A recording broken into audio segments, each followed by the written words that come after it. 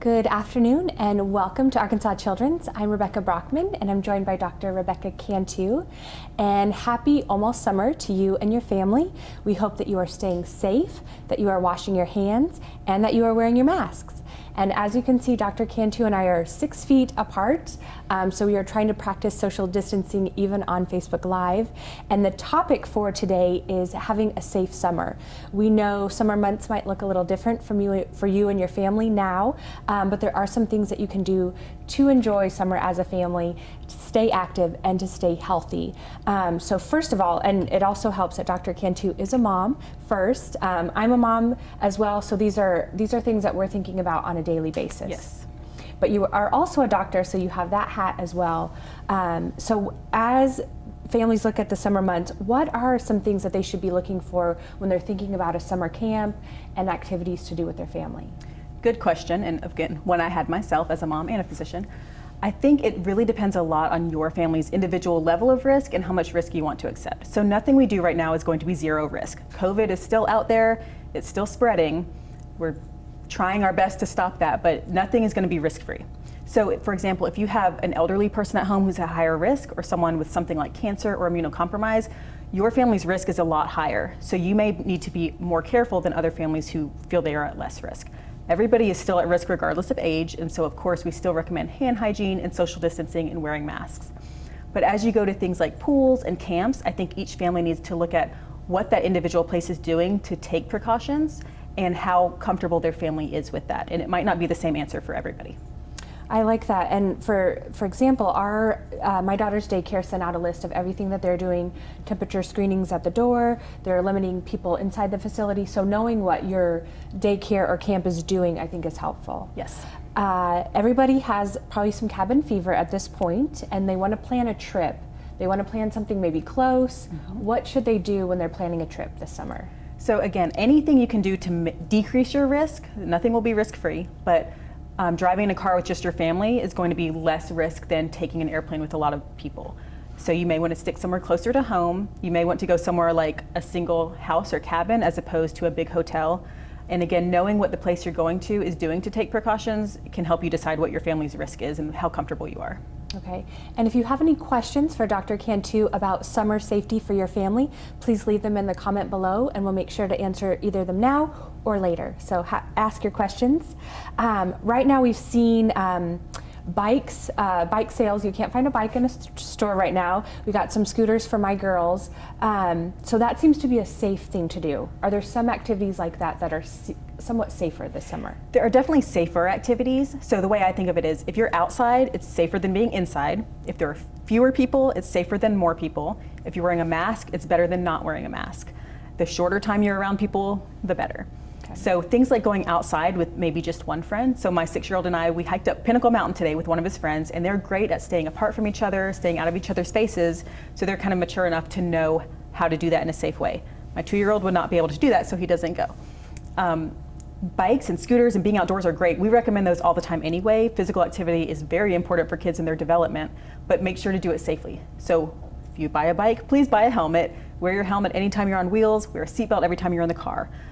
For pool safety, there always needs to be an adult with their eyes on the kids, no phone in hand, ready to jump in at any moment. So as you're doing more outdoor things, please remember to be very safe and take care of your kids while you do it.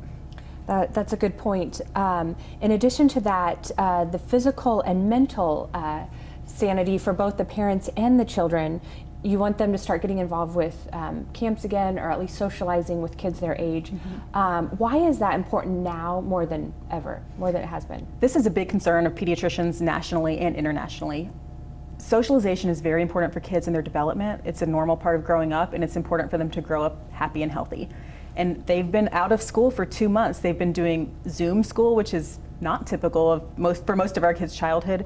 They're not seeing their friends as they usually do, and they're not going out to eat. They're just at home a lot more, and I think they also feed on the stress of the parents and family members a little bit more too. Mm-hmm. Parents may be home from work which they're not used to.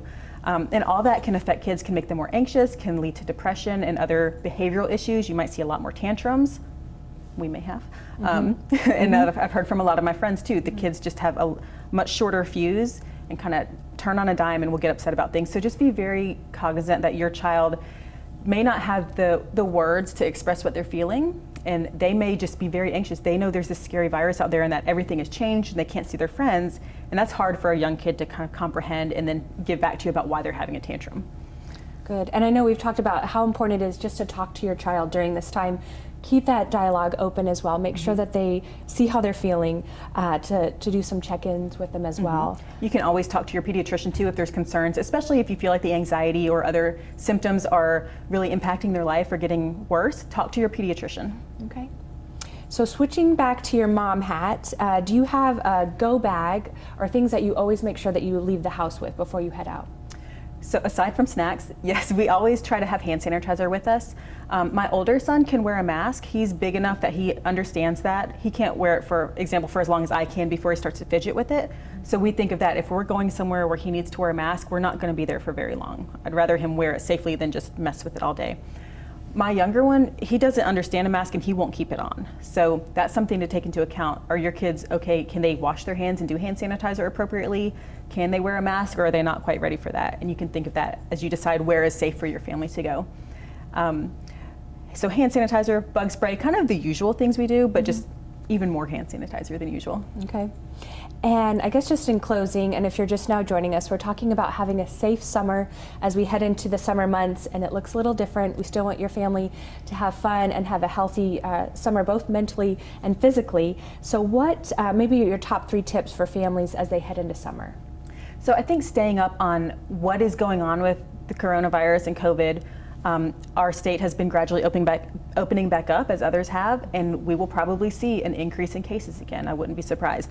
We would love to see those cases go down to nothing, but we may not be there yet. So pay attention to what's going on. If we see a big spike, you may need to scale back and cut back on some of your activities for a while.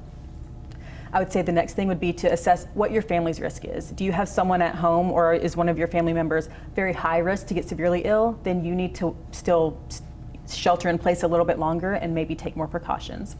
And then just keep a close eye on your kids. Again, their happiness and their healthiness, how are they doing? Are they hanging in there? Are they doing okay? It doesn't bother them? Or are they struggling? And talk with your pediatrician if they're struggling. Excellent. Those are great tips. If you have any questions for Dr. Cantu, please leave them below and we'll make sure to get them answered. But in the meantime, just keep washing your hands, wear your face mask, practice social distancing, and we'll see you next time. Thanks for watching.